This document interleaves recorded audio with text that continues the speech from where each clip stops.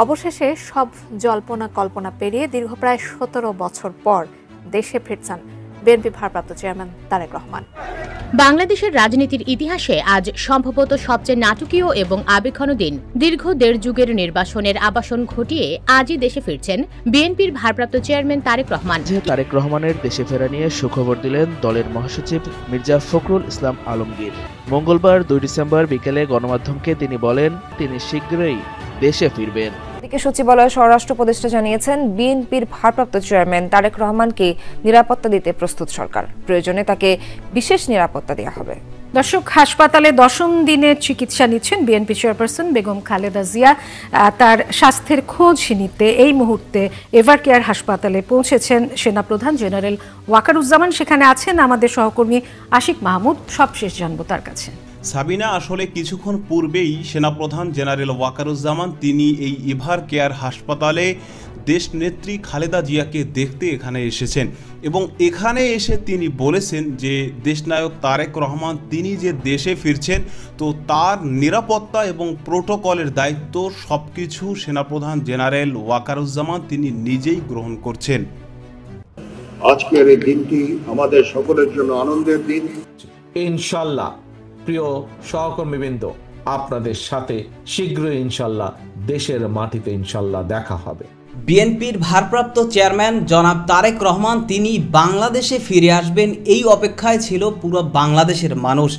এমনকি ২৪-এর গণ অভ্যুত্থানের পরে এদেশের মানুষ বারবার একটাই প্রশ্ন করেছিল যে তারেক রহমান তিনি এখনও কেন দেশে আসেন না, এবং সকলের দাবি একটাই ছিল যে তারেক রহমান তিনি দেশে আসুন এবং তিনি দেশে এসে দেশের মানুষের পাশে দাঁড়ান।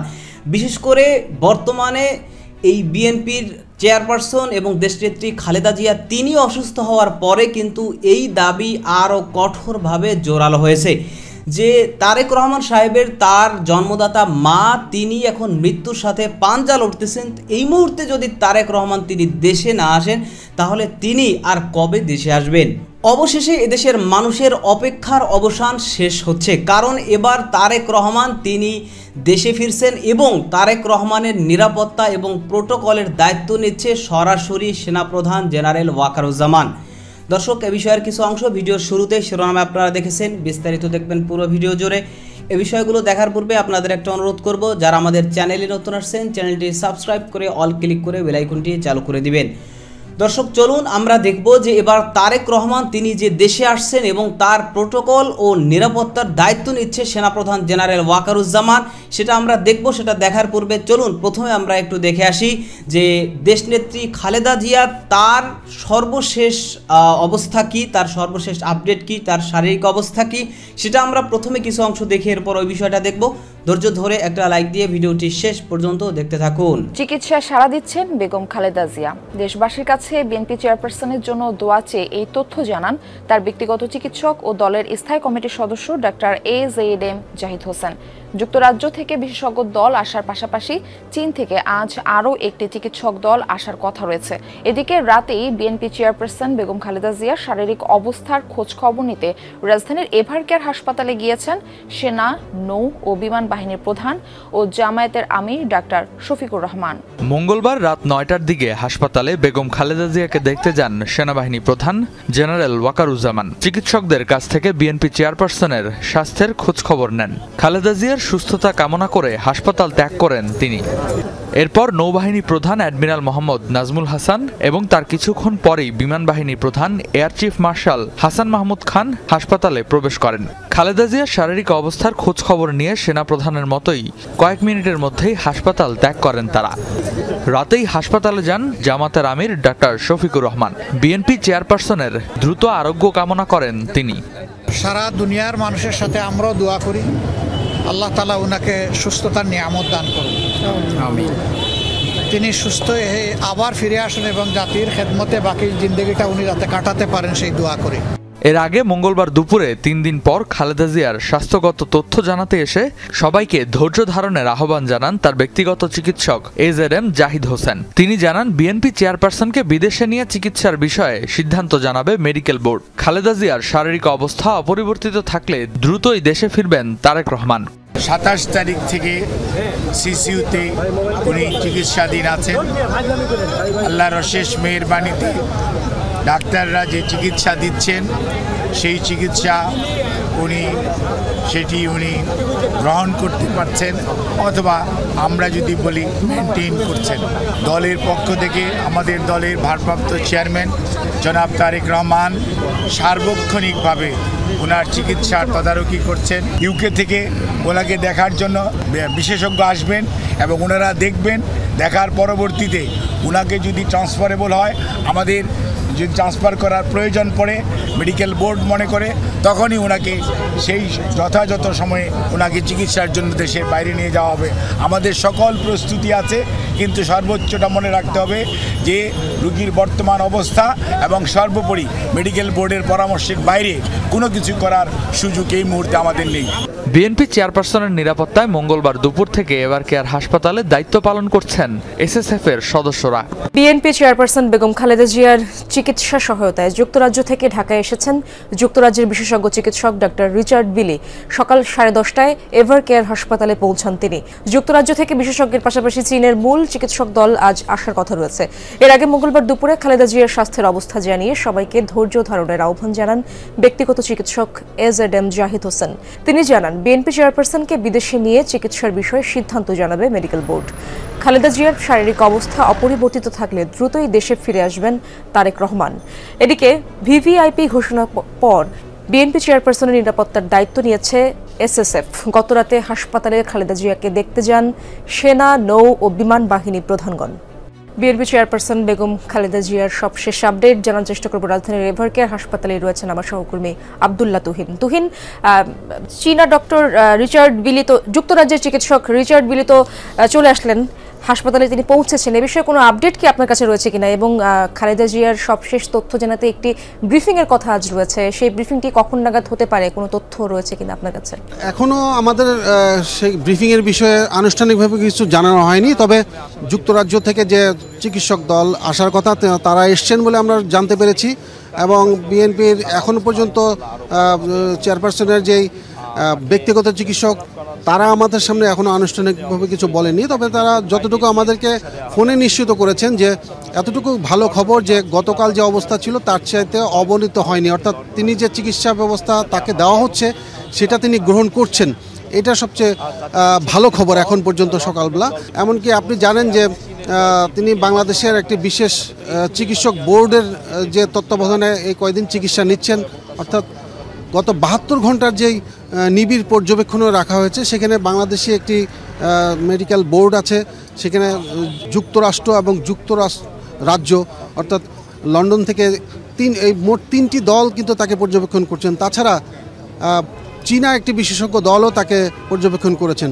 তবে আজকে চীনা একটি বিশেষজ্ঞ দলের পাশাপাশি যুক্তরাজ্য থেকে আসা বিশেষজ্ঞ যে দলটি আছে তারা পর্যবেক্ষণ করবেন এবং পরীক্ষা নিরীক্ষা করে একটি গুরুত্বপূর্ণ মতামত তাদের পক্ষ থেকে দেওয়ার কথা, যে তাকে বাংলাদেশের যে চিকিৎসা চলছে সেই চিকিৎসাই আপাতত চলবে নাকি তাকে বিদেশে নেওয়ার প্রয়োজন হবে, সেই বিষয়টি তারা আজকে মতামত দেবেন। সেটার দিকে তাকিয়ে আছে সবাই, হয়তো যে সেটা যদি তাকে বিদেশে নেওয়ার মতো অবস্থা হয় তাহলে নিশ্চয়ই তার অবস্থা এখনকার চেয়ে আর একটু উন্নত মনে হবে। কিন্তু গতকালকে পর্যন্ত যতটা বলা হয়েছিল যে তিনি যে ক্রিটিক্যাল অবস্থায় আছেন, এই মুহূর্তে তাকে স্থানান্তর করার মতো অবস্থায় তিনি নেই, এই খবরটি গতকাল পর্যন্ত নিশ্চিত করা হয়েছিল। আজকে আমরা তাকিয়ে আছি যে সেই বিশেষজ্ঞ দল, অর্থাৎ এর মধ্যে যুক্তরাষ্ট্রকে রিচার্ড বিলি, উনি তার নেতৃত্বে একটি দল এসেছেন, তারা আজকে নিশ্চয়ই তাকে পর্যবেক্ষণ করবেন এবং সব কিছু মিলিয়ে তারা কি বলেন, চিকিৎসকদের সব কিছু আনুষ্ঠানিক বক্তব্য, তাদের মতামত সব কিছু মিলিয়ে আমরা বেলা 2টার আগে একটি ব্রিফিং হওয়ার কথা। চিকিৎসাধীন সাবেক প্রধানমন্ত্রী ও বিএনপি চেয়ারপারসন খালেদা জিয়াকে দেখতে রাজধানীর এভার কেয়ার হাসপাতালে গেছেন সেনাপ্রধান জেনারেল ওয়াকারুজ্জামান, নৌবাহিনী প্রধান অ্যাডমিরাল এম নাজমুল হাসান ও বিমান বাহিনী প্রধান air chief marshal Hasan Mahmud Khan. তারা বেগম খালেদা জিয়ার শারীরিক অবস্থার খোঁজ খবর নেন। বেগম খালেদা জিয়াকে দেখতে জামাতের আমির ডাক্তার শফিকুর রহমানও হাসপাতালে যান। সিরাত আল মুস্তাকিমের সহায়তায় শফিকুল ইসলামের রিপোর্ট। ফুসফুস ও হৃদযন্ত্রের গুরুতর সংক্রমণ নিয়ে সংকটাপন্ন অবস্থায় হাসপাতালে চিকিৎসা নিচ্ছেন বিএনপি চেয়ারপারসন বেগম খালেদা জিয়া। তাকে দেখতে রাতে আলাদা আলাদাভাবে এভার কেয়ার হাসপাতালে আসেন 3 বাহিনীর প্রধান। রাত 8:52 আসেন সেনাবাহিনীর প্রধান জেনারেল ওয়াকারুজ্জামান। নৌবাহিনীর প্রধান অ্যাডমিরাল এম নাজমুল হাসান আসেন 8:58। 9:16 আসেন বিমান বাহিনী প্রধান air chief marshal Hasan Mahmud Khan. পরে তারা আলাদা আলাদাভাবে হাসপাতাল ত্যাগ করেন, তবে কেউ গণমাধ্যমের সাথে কথা বলেননি। হাসপাতালে খালেদা জিয়াকে দেখতে যান জামায়াত ইসলামীর আমির ডাক্তার শফিকুর রহমান। পরে গণমাধ্যমের সাথে কথা বলেন তিনি। আমি ওনাকে দেখে এসেছি, এখন ওনার ডায়ালাইসিস চলছে এবং তিনি আসলে ডিপ সিডেশনেই আছেন। সারা দুনিয়ার মানুষের সাথে আমরাও দোয়া করি, আল্লাহ তাআলা ওনাকে সুস্থতার নিয়ামত দান করুন। এদিকে দুপুরে রাজধানীর এভার কেয়ার হাসপাতালের মূল ফটকের সামনে খালেদা জিয়ার সর্বশেষ শারীরিক অবস্থা ও চিকিৎসা নিয়ে ব্রিফিং করা হয়। তার ব্যক্তিগত চিকিৎসক ও দলের স্থায়ী কমিটির সদস্য ডাক্তার AZM জাহিদ হোসেন বলেন, চিকিৎসা গ্রহণ করতে পারছেন খালেদা জিয়া। ডাক্তাররা যে চিকিৎসা দিচ্ছেন সেই চিকিৎসা সেটি উনি গ্রহণ করতে পারছেন। খালেদা জিয়ার বিষয়ে কোনো ধরনের গুজবে কান না দিতেও সবার প্রতি আহ্বান জানান তিনি। কোনো ধরনের গুজব ছড়ানো এবং গুজবে কান না দেওয়ার জন্য বিনীতভাবে পরিবারের পক্ষ থেকে, দলের পক্ষ থেকে আপনাদেরকে আমরা অনুরোধ করছি। বিএনপির ভারপ্রাপ্ত চেয়ারম্যান তারেক রহমান তিনি প্রায় 1.5 যুগ আগে বাংলাদেশ ছেড়ে বাংলাদেশে হয়রানির কারণে বাংলাদেশের বিশেষ করে আওয়ামী লীগ সরকারের পক্ষ থেকে যেইভাবে হয়রানি করা হয়েছে, যেইভাবে টর্চার করা হয়েছে এবং তার বিরুদ্ধে যেরকমভাবে নির্যাতন করা হয়েছে তাকে, এবং তার বিরুদ্ধে বিভিন্নভাবে হয়রানিমূলক মামলা দেওয়া হয়েছে, তো যে কারণে কিন্তু একটা পর্যায়ে তারেক রহমান তিনি নিরুপায় হয়েই দেশ ছাড়তে বাধ্য হয়েছেন এবং দেশ ছেড়ে প্রায় 1.5 যুগ সময় কিন্তু তিনি বিদেশে ছিলেন এবং এখনও তিনি সেখানে থাকা অবস্থায় কিন্তু এদেশের মানুষের বিশেষ করে 24-এর গণ অভ্যুত্থানের পরে, তো গণ অভ্যুত্থানের আগে যে সময়টা ছিল সেই সময়টা ছিল ভিন্ন, কারণ তখন আদালত, আইন আদালত, তারপরে মানে বাংলাদেশের প্রত্যেকটা সেক্টরে দুর্নীতিতে জড়িত ছিল এবং বিশেষ করে বাংলাদেশ আওয়ামী লীগের বিরোধী বা আওয়ামী লীগ ছাড়া ভিন্ন যেই দলেরই লোক হোক না কেন তার বিরুদ্ধে বিভিন্নভাবে হয়রানিমূলক মামলা করা হতো, তাদের বিরুদ্ধে বিভিন্ন রকমের নির্যাতন করা হতো। তো যে কারণে কিন্তু এর আগের ব্যাপারটা ভিন্ন, কিন্তু 24-এর গণ অভ্যুত্থানের পরে তারেক রহমান তিনি কেন দেশে ফিরছেন না? যেহেতু 24-এর গণ অভ্যুত্থানের পরে এদেশে ছাত্র জনতার পক্ষ থেকেই একজন সরকার গঠন করে দেওয়া হয়েছে এবং যে সরকার বাংলাদেশের যে মানুষ, বিশেষ করে বাংলাদেশের সর্বস্তরের মানুষের যে ম্যান্ডেট, সেই ম্যান্ডেট অনুযায়ী মোটামুটি দেশ পরিচালনা করছেন এবং যে কোনো বিষয়ে যখনই বড় কোনো সিদ্ধান্ত নেন তখন বাংলাদেশের সকল রাজনৈতিক দলকে একত্রিত করে এবং তাদের সকলের কাছ থেকে মতামত নিয়ে এরপরে কিন্তু সেই সিদ্ধান্ত নেন। সুতরাং এই 24-এর গণ অভ্যুত্থানের পরে তারেক রহমান তার তো দেশে আসার আর কোনো বাধা নেই বা তার দেশে আসার ক্ষেত্রে আর কোনো সমস্যা দেখা যাচ্ছে না প্রকাশ্যিকভাবে, বাহ্যিকভাবে। তো যে কারণে কিন্তু এদেশের মানুষ 24-এর গণ অভ্যুত্থানের পর থেকে বারবার এই দাবি তুলেছে যে তারেক রহমান তিনি কেন দেশে আসেন না, তিনি যেন খুব দ্রুত দেশে আসেন এবং দেশের মানুষের পাশে দাঁড়ান এবং দেশের মানুষের স্বার্থে দেশে বসে কাজ করেন। কিন্তু এর আগে এই দাবি উঠলেও কিন্তু এই বিষয়টা আসলে বাস্তবিকভাবে আমলে নেওয়া হয়নি এবং তারেক রহমান তিনি দেশে ফিরেননি, হয়তোবা সাংগঠনিক সিদ্ধান্ত হোক বা যে কোনো কারণেই হোক তিনি দেশে ফিরেননি। কিন্তু বর্তমানে যে দেশনেত্রী খালেদা জিয়া তিনি এখন বর্তমান এভার কেয়ার হাসপাতালে রয়েছেন এবং মৃত্যুর সাথে বলতে গেলে পাঞ্জা লড়ছেন, তো এই মুহূর্তে যদি তার ছেলে তারেক রহমান তিনি যদি তার পাশে না আসেন এবং দেশে না আসেন তাহলে তিনি কবে দেশে আসবেন? এটাই এখন এদেশের মানুষের একটা প্রশ্ন এবং এদেশের মানুষের দাবি যে তারেক রহমান তিনি এই মুহূর্তে যেন অবশ্যই তিনি দেশে আসেন। কারণ একজন মা তিনি মৃত্যুর সাথে পাঞ্জা লড়ছেন, সে অবস্থায় যদি তার পাশে যদি তার ছেলে সন্তান, ছেলে মেয়ে, তার আত্মীয় স্বজন যদি পাশে থাকেন তো সেই ক্ষেত্রে কিন্তু একটা মানে খুব একটা বড় ভরসা পায় এবং দেশের মানুষেরও এটা প্রত্যাশা যে তারেক রহমান তিনিও, তার মা যেহেতু অসুস্থ সেই অবস্থায়, তো তিনিও তার পাশে এসে যেন তার পাশে থাকেন এবং তার পাশে যেন অবস্থান নেন এবং দেশেও যেন আসেন এবং রাজনৈতিক যে কার্যকলাপ রয়েছে সেগুলো যেন দেশের মাটিতে দেশে বসেই পরিচালনা করেন। তো যে কারণে কিন্তু এইবার মোটামুটি তারেক রহমানের দেশে ফেরার বিষয়টা এদেশের মানুষ